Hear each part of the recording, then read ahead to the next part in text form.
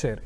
Doctor Mohan Varghese, ഒരു സംശയമാണ്. അതായത് ഇതിനു മുൻപ് അമേരിക്കയും റഷ്യയും തമ്മിലുണ്ടായ ഒരു സ്വരച്ചേർച്ച, അന്ന് ഉപരോധം ഏർപ്പെടുത്തുകയും റഷ്യയിൽ നിന്നും ഇന്ധനം വാങ്ങാത്തൊരു സാഹചര്യം ഉണ്ടായപ്പോൾ അന്ന് റഷ്യയെ സഹായിക്കുന്നു, അതോടൊപ്പം തന്നെ നേട്ടമുണ്ടാക്കുന്നു എന്ന രീതിയിലായിരുന്നു ഇന്ത്യ അന്ന് പ്രവർത്തിച്ചത്. അതുപോലെ മറ്റു പല യുദ്ധങ്ങളിലും, നേരിട്ടുള്ള യുദ്ധങ്ങളിലുമൊക്കെ ഇന്ത്യ എങ്ങനെയുള്ള നിലപാട് സ്വീകരിച്ചു എന്നുള്ളത് നാം കണ്ടതാണ്. സമാനമായി തന്നെ ഇവിടെ നിന്നും, പ്രത്യേകിച്ച് ഇന്ത്യയെക്കുറിച്ച് പറയുകയാണെങ്കിൽ, നമ്മുടെ മത്സ്യസമ്പത്തൊക്കെ തന്നെ വിദേശ രാജ്യങ്ങളിൽ വളരെ വലിയ തോതിൽ തന്നെ കയറ്റി അയക്കുന്ന ഒരു രാജ്യം കൂടിയാണ്. അപ്പോൾ അതിലൊക്കെ ഒരു നേട്ടമുണ്ടാക്കിയെടുക്കാൻ, പ്രത്യേകിച്ചും ഇങ്ങനെ ഒരു യുദ്ധം മുന്നോട്ട് തുടരുകയാണെങ്കിൽ ഇന്ത്യക്ക് സാധിക്കുമോ? ഇപ്പോൾ ഈ കേൾക്കുന്നത് ഒരു തിയററ്റിക്കൽ ഒരു കാര്യം മാത്രമാണ്. അതായത് ഈ ട്രംപിൻ്റെ ടാരിഫ് മുറുകുമ്പോൾ ഇന്ത്യക്ക് അതിനിടയിൽ നിന്നുകൊണ്ട് എന്തെങ്കിലും പ്രത്യേക നേട്ടം കൈവരിക്കാൻ ആവുമോ എന്ന് നോക്കൂ ആദിത്യൻ. ഇവിടെ ഇന്ത്യ ശ്രമിച്ചുകൊണ്ടിരിക്കുന്നത്, വിദേശ നയത്തിൽ ഇന്ത്യ ഇപ്പോൾ ശ്രമിച്ചുകൊണ്ടിരിക്കുന്ന പ്രധാന ഒരു കാര്യമെന്ന് പറഞ്ഞാൽ സ്ട്രാറ്റജിക് ഓട്ടോണമി, അത് നേടിയെടുക്കുക എന്നതാണ്. അതുണ്ട് എന്ന് നമ്മൾ പറയുമ്പോഴും തന്ത്രപരമായി അമേരിക്കയെ പൂർണ്ണമായി ആശ്രയിക്കാതെ, ഒരു രാജ്യത്തെയും പൂർണ്ണമായി ആശ്രയിക്കാതെ, ഏതെങ്കിലും ഒരു രാജ്യം ഭീഷണിപ്പെടുത്തുമ്പോൾ അതിന് വഴങ്ങാതെ, ഇപ്പോൾ നേരത്തെ ശ്രീ ആദിത്യൻ സൂചിപ്പിച്ച റഷ്യക്ക് നേരെ അമേരിക്ക ഏർപ്പെടുത്തിയ ഉപരോധം, ഉക്രൈൻ യുദ്ധത്തെ തുടർന്നുകൊണ്ട് എല്ലാ രീതിയിലും ഏർപ്പെടുത്തിയ ഉപരോധം, യൂറോപ്യൻ യൂണിയനും അമേരിക്കയും എല്ലാം റഷ്യക്കെതിരെയുള്ള ഉപരോധം ഏർപ്പെടുത്തിയപ്പോൾ റഷ്യയുടെ ഇക്കോണമി തന്നെ ഓയിൽ ട്രേഡിനെ ആസ്പദമാക്കിയാണ് നിൽക്കുന്നത്. കാരണം റഷ്യയുടെ ഊർജ്ജ ഉപാധികൾ വിറ്റഴിക്കാൻ അന്താരാഷ്ട്ര വിപണിയിലേക്ക് കയറ്റുമതി ചെയ്യാൻ കഴിഞ്ഞില്ല എങ്കിൽ റഷ്യക്ക് പിടിച്ചു നിൽക്കാനാവില്ല. ചൈന തീർച്ചയായും ഒരു ക്യാപ്റ്റീവ് മാർക്കറ്റാണ് റഷ്യൻ ഓയിലിൻ്റെ. China oil ഡെഫിസിറ്റാണ്.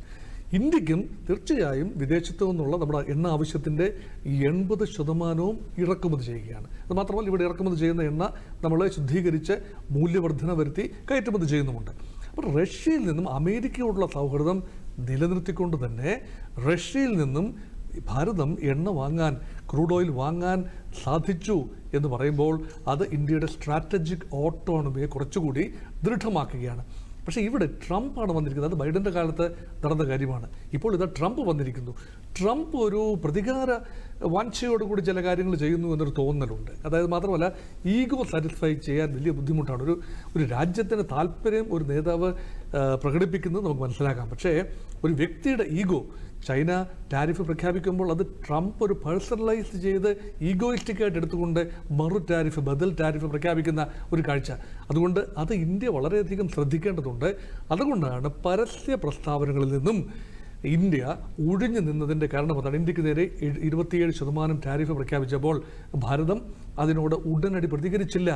അത് ഒരു സമഗ്ര, നേരത്തെ ടി.പി. ശ്രീനിവാസൻ സാർ സൂചിപ്പിച്ചതുപോലെ ഇന്ത്യയും അമേരിക്കയും തമ്മിൽ ഒരു ദീർഘകാല അടിസ്ഥാനം, ഒരു 6 മാസം എടുത്തുകൊണ്ട് ഒരു comprehensive bilateral trade agreement by September October 2025, ഇതാണ് ഇന്ത്യയുടെ പദ്ധതിയിൽ നിൽക്കുന്നത്. അങ്ങനെ വന്നാൽ ഇന്ത്യക്ക് തീർച്ചയായും അമേരിക്കയ്ക്ക് ഒരു ഷോർട്ട് ഫോൾ ഉണ്ടാകും. തീർച്ചയായും ടെക്സ്റ്റൈൽ രംഗത്ത് വളരെയധികം ഇറക്കുമതി കുറവുണ്ടാകും. കാരണം ചൈനയിൽ നിന്നുള്ള ഇറക്കുമതിക്ക് വലിയ തോതിൽ നിയന്ത്രണം വരും ഈ ടാരിഫ് തുടരുകയാണെങ്കിൽ. അതുമാത്രമല്ല, വിയറ്റ്നാം 47% ടാരിഫാണ്. വിയറ്റ്നാമിൽ നിന്നാണ് തുണിത്തരങ്ങൾ പലതും വരുന്നത്. ബംഗ്ലാദേശിന് ഇന്ത്യയേക്കാൾ കൂടുതൽ ടാരിഫാണ്, 36% മറ്റുമാണ്. അപ്പോൾ അവിടെ നിന്ന് അതെല്ലാം ഇന്ത്യയുടെ കോമ്പറ്റീറ്റേഴ്സാണ്. ഇന്ത്യയുടെ പല രംഗത്തുമുള്ള സെക്ടർ വൈസാണ് കോമ്പറ്റീഷൻ. ഇന്ത്യയുടെ textile competition south east Asian അല്ലെങ്കിൽ സൗത്ത് ഏഷ്യൻ രാജ്യങ്ങളിൽ നിന്നാണ് അമേരിക്കയിലേക്ക് പോകുന്നത്. അത് നിയന്ത്രിച്ചു കൊണ്ടുവന്നാൽ ഇന്ത്യയുടെ തുണിത്തരങ്ങൾ വലിയ തോതിൽ അമേരിക്കയിലേക്ക് അയക്കാം. ഇപ്പോൾ എന്നോട് ചോദിച്ച മറ്റൊരു കാര്യം ഈ ചെമ്മീൻ കയറ്റുമതിയെക്കുറിച്ചൊക്കെയാണ്. അപ്പോൾ ചെമ്മീൻ നമ്മൾ നേരിട്ട് അമേരിക്കയിലേക്ക് കയറ്റുമതി ചെയ്യുന്നതിനേക്കാൾ കൂടുതൽ വിയറ്റ്നാമിലേക്ക് ചെമ്മീൻ കയറ്റുമതി ചെയ്ത് ആണ്. പിന്നീടുള്ള സമയം എന്ന് പറയുന്നത് ഏതാണ്ട് 6 മാസത്തോളം സമയമാണ് ഫൈനൽ എഗ്രിമെൻറ്റിന് മുമ്പ്. അതിന് മുമ്പ് ട്രംപ് പറയുന്നത് പോലെ ക്യൂ നിൽക്കുകയാണ്. ട്രംപ് പറയുന്നത് ഇച്ചിരി ഉപരിപ്ലവമായ കാര്യമായിരിക്കും, അല്ലെങ്കിൽ നിറം പിടിപ്പിച്ച കഥയായിരിക്കും. 75ഓളം രാജ്യങ്ങൾ എൻ്റെ സമയത്തിന് വേണ്ടി എന്നോട് കരാറിൽ ഒപ്പിടാൻ വേണ്ടി, അമേരിക്കയുമായി കരാറിൽ ഒപ്പിടാൻ വേണ്ടി ക്യൂ നിൽക്കുകയാണ്. അപ്പോൾ ട്രംപിൻ്റെ ഒരു ചിന്ത എന്താണ്? ഒരു നല്ല ബിസിനസ് മാന് മാത്രമേ നല്ല പൊളിറ്റീഷ്യനാകാൻ ഒക്കൂ. നല്ല ലീഡർ എന്ന് പറഞ്ഞാൽ ഒരു നല്ല ഒന്നാന്തരം ഡീലർ കൂടി ആയിരിക്കണം. ഒന്നുകൊന്നായിട്ട് ഓരോ രാജ്യങ്ങളുമായി ഉഭയകക്ഷി ഡീൽ പരമാവധി അമേരിക്കയ്ക്ക് അനുകൂലമാകുന്ന രീതിയിൽ എത്തിച്ചേരാമെന്നാണ് ആഗ്രഹിക്കുന്നത്. ഇതിന് പിന്നിൽ പോളിറ്റിക്സ് ഉണ്ടോ? ഉണ്ടെങ്കിൽ അതൊരു പക്ഷേ ഇന്ത്യക്ക് അനുകൂലമായി വന്നേക്കാം. അവിടെ മാത്രമാണ് ഇന്ത്യക്ക് ഒരു രജതരേഖയുള്ളത്. ചൈനയും അമേരിക്കയും തമ്മിൽ പൊളിറ്റിക്കലി മിലിറ്ററിസ്റ്റിക്കലി ഒരു കോൺഫ്ലിക്റ്റ് സിറ്റുവേഷനിലാണ്, അല്ലെങ്കിൽ അവർ അത്ര നല്ല സുഖത്തിലല്ല, അത് നമുക്കറിയാം. ട്രഡീഷണലി അങ്ങനെ തന്നെയാണ്. പക്ഷേ ഇന്ത്യയുമായി അമേരിക്കയ്ക്ക് കുറച്ചുകൂടി ഊഷ്മളമായ ബന്ധം കഴിഞ്ഞ ഒരു 10-20 വർഷമായി വളരെ ഗ്രാജുവലായി വർദ്ധിക്കുന്നു. അത് 123 എഗ്രിമെൻറ്റ് 2008 ആ ഒരു എഗ്രിമെൻറ്റ് ഒരു ടേണിംഗ് പോയിന്റ് ആയിരുന്നു. അതിനുശേഷം തിരിഞ്ഞു നോക്കിയിട്ടില്ല. ഇന്ത്യ അമേരിക്ക തമ്മിൽ നല്ല സൗഹൃദത്തിൽ തന്നെയാണ് പോകുന്നത്. ഈ 2014 മുതൽ പ്രത്യേകിച്ച് ശ്രീ നരേന്ദ്രമോദിയും അതിനുശേഷം അമേരിക്കയിൽ മാറി മാറി വന്ന പ്രസിഡന്റുമാർ ട്രംപ്, ബൈഡൻ, വീണ്ടും ട്രംപ്, ഇവരെല്ലാം തമ്മിൽ വ്യക്തിപരമായ നല്ല ബന്ധമുണ്ട്. വ്യക്തിപരമായ ബന്ധത്തിനേക്കാളും കൂടുതൽ കൺവേർജൻസ് ഓഫ് സ്ട്രാറ്റജിക് ഇൻട്രസ്റ്റ്, ഇന്ത്യയുടെയും അമേരിക്കയുടെയും തന്ത്രപ്രധാനമായ താല്പര്യങ്ങൾ സംയോജിക്കുന്നിടത്തോളം കാലം നല്ല ഒന്നാന്തരം ഇടപാടുണ്ട്. അതുകൊണ്ട് ജിയോ പൊളിറ്റിക്സിനെയും മിലിറ്ററിസ്റ്റിക് ബാലൻസിനെയും പോളിറ്റിക്സിനെയും മാറ്റി നിർത്തി ട്രേഡ് മാത്രമായി പരിഗണിച്ചുകൊണ്ട് അന്താരാഷ്ട്ര ബന്ധം തുടരാനാവില്ല. അതുകൊണ്ട് ഇന്നല്ലെങ്കിൽ നാളെ ട്രംപിൻ്റെ വ്യാപാര യുദ്ധത്തിൻ്റെ മധ്യേ മറ്റ് രാജ്യങ്ങളുമായുള്ള സോഷ്യൽ, പൊളിറ്റിക്കൽ, കൾച്ചറൽ ഇക്വേഷൻസ് കൂടി പരിഗണിച്ചിട്ടായിരിക്കണം ആത്യന്തികമായ ടാരിഫ് ഉണ്ടാകുന്നത്. ഒരുപക്ഷെ ആത്യന്തികമായ ടാരിഫ് ഉണ്ടാകുകയില്ലായിരിക്കാം. ഈ 90 ദിവസം എന്നൊക്കെ പറയുന്നത് വീണ്ടും നീണ്ടുപോയേക്കാനാണ് സാധ്യതയെന്ന് ഞാനിപ്പോൾ വിചാരിക്കുന്നു. കാരണം ട്രംപ് പറയുന്ന ഒരു വാക്കിനും 100% അത് വിശ്വസിച്ചിട്ട് കാര്യമില്ല. എപ്പോൾ വേണമെങ്കിലും മാറാവുന്ന രീതിയിലാണ് അദ്ദേഹത്തിൻ്റെ പ്രഖ്യാപനങ്ങൾ. അതുകൊണ്ടാണ് പറയുന്നത് ഇന്ത്യക്ക് ഒരു സാധ്യതയുടെ വാതായനങ്ങൾ ചെറുതായി തുറന്നിട്ടുണ്ട്. അത് നേരത്തെ ശ്രീ നിർമ്മല എബ്രഹാം സൂചിപ്പിച്ചതുപോലെ അത് എങ്ങനെയാണ് ഭാരതം യൂട്ടിലൈസ് ചെയ്യുന്നത്, it depends on so many other factors also. അതുകൊണ്ട് പഠനം വളരെ ആവശ്യമാണ്.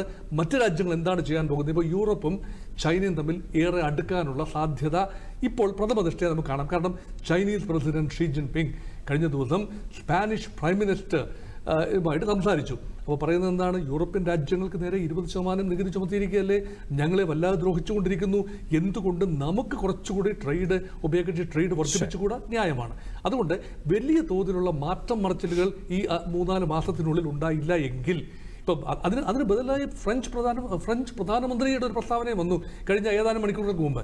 അദ്ദേഹം പറഞ്ഞിരിക്കുന്നത് ചൈന എക്കാലത്തും സംശയിക്കപ്പെടേണ്ട ഒരു രാജ്യമാണ്, അമേരിക്ക എക്കാലത്തും നമ്മളോട് സൗഹൃദമുള്ള രാജ്യമാണ്. ട്രംപ് ഇങ്ങനെ പറഞ്ഞു എന്നതുകൊണ്ട് മാത്രം നമ്മൾ അമേരിക്കയ്ക്കെതിരെ ചന്ദ്രഹാസം ഇളക്കേണ്ട കാര്യമില്ല, സൂക്ഷിച്ച് കാര്യങ്ങൾ കൈകാര്യം ചെയ്യണം. അതുകൊണ്ട് യൂറോപ്യൻ രാജ്യങ്ങൾക്കിടയിൽ തന്നെ ഒരു വലിയ ബ്ലോക്കാണ്, ട്രേഡിംഗ് ബ്ലോക്ക് അല്ലേ, യൂറോപ്യൻ രാജ്യങ്ങൾക്കിടയിൽ തന്നെ ഒരു ധാരണ ഉരുത്തിരിഞ്ഞ് വരേണ്ടതുണ്ട്. അതുകൊണ്ട് ഇപ്പം കുഴഞ്ഞു മറിഞ്ഞൊരു അവസ്ഥയിൽ കുറച്ചുകൂടി ക്ലാരിറ്റി ഉണ്ടാകേണ്ട ആവശ്യകതയിലേക്കാണ് കാര്യങ്ങൾ വിരൽ ചൂണ്ടുന്നത്.